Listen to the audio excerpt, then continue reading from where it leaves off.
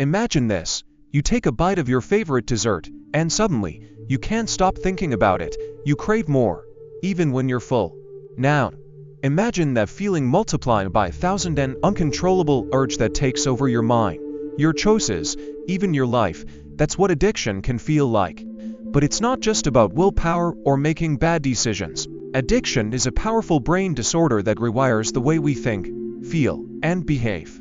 So how does it work, and why is it so hard to break free? Our brains are wired to seek pleasure and avoid pain. It's a survival mechanism. When we do something enjoyable like eating, laughing, or spending time with loved ones, our brain releases a chemical called dopamine. This tiny molecule is like a reward signal, telling us, "That felt good, do it again." Normally, this system keeps us motivated to repeat healthy behaviors. But drugs, alcohol, and even certain behaviors like gambling or gaming can hijack this system, flooding the brain with far more dopamine than natural rewards ever could.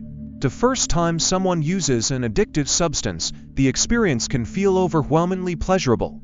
That's because substances like nicotine, alcohol, or opioids trigger a massive dopamine surge, sometimes up to 10 times what natural rewards produce. The brain wasn't designed to handle this kind of chemical overload, so it starts to adapt.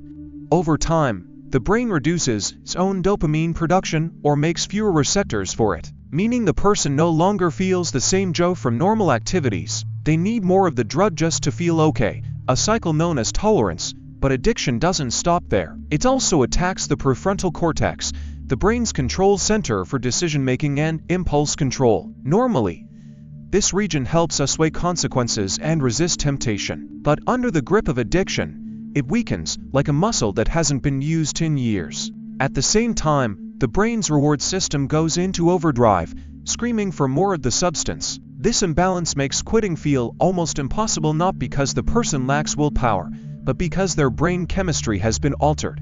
Memory also plays a crucial role in addiction. The brain links drug use to people, places, and emotions, creating powerful triggers. A recovering alcoholic might feel an intense craving just by walking past a bar they used to visit. A former smoker could suddenly crave a cigarette when stressed, even years after quitting. These triggers activate the same brain pathways as the drug itself, making relapse a constant risk.